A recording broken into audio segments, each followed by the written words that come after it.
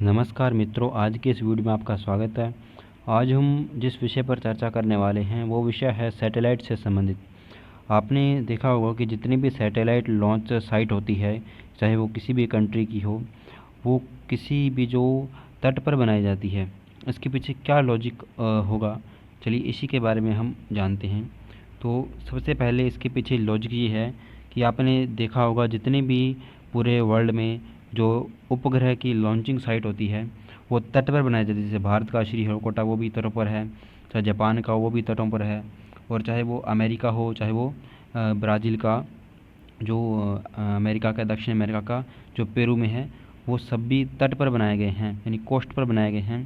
पहला कारण है कि यदि सैटेलाइट लॉन्च हुआ और यदि वो सफल नहीं हुआ तो यदि गिरे तो वो गुरुत्वीय वेग से, यानी पृथ्वी का जो घूर्णन वेग है, जिस वेग से पृथ्वी घूम रही है, उसी के कारण वो गिरता है तो वो समुद्र में आकर गिरेगा। इसीलिए ये पूर्वी तट पर बनाए जाते हैं, सारे के सारे ये पूर्वी तट पर बनाए गए हैं, क्योंकि पृथ्वी का घूर्णन जो पूर्व से पश्चिम की ओर हो रहा है तो उसके विपरीत बल लगेगा, पूर्व की ओर लगेगा। ठीक है, पूर्व से पश्चिम घूम रही है तो बल लगेगा पूर्व की ओर। इसी कारण ये पूर्व के तट पर बनाए जाते हैं जितने भी लॉन्चिंग साइट होते हैं। ठीक है, ये इसका पहला कारण है। और दूसरा है ये सारे जो भी हैं, ये भूमध्य रेखा, ये इक्वेटर देख रहे हैं आप, इक्वेटर के आसपास में है, यानी कि कुछ तो पूरे इक्वेटर पर है। जैसे ये पेरू वाला हो गया, फ्रेंच गुआना वाला, ये तो पूरा इक्वेटर पर है। ठीक है, भारत वाला भी इक्वेटर के आसपास है, और ये भी आसपास हैं, जो अमेरिका का हो गया और जापान का।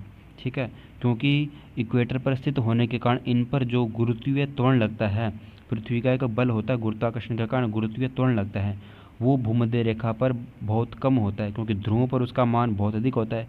इसलिए ध्रुवों पर भी आपने देखा होगा कोई भी जो लॉन्चिंग साइट होते हैं वो बहुत कम हैं, ज़्यादातर भूमध्य रेखा के आसपास ही होते हैं।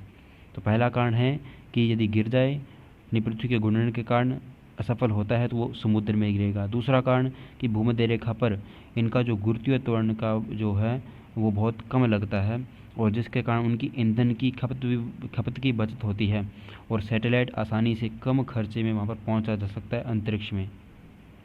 जिस प्रकार से आप देख रहे हैं कि जितनी भी लॉन्च साइट हैं पूरे वर्ल्ड में, ये जो दिखाई गई हैं, ये सारी यानी इसी के आसपास हैं और तटों पर बनाई गई है। ठीक है ना, ये जो नाम वैनकूवर है, रसिया का है, और सारे देशों के हैं लॉन्चिंग साइट। लेकिन सबसे पहले फ्रेंच गुआना होता था, भारत भी पहले फ्रेंच गुआना से ही अपना लॉन्च करता था, बाद में भारत ने अपना विस्तृत किया। जैसे ये एक अमेरिका का कैप कार्निवल है स्पेस, जो कि सैटेलाइट लॉन्च साइट है अमेरिका की। तो ये इसके पीछे कारण है कि जो उपग्रह होते हैं वो तटों पर बनाए जाते हैं, उनकी लॉन्च करने की साइट। आज की इस वीडियो में इतना ही, धन्यवाद।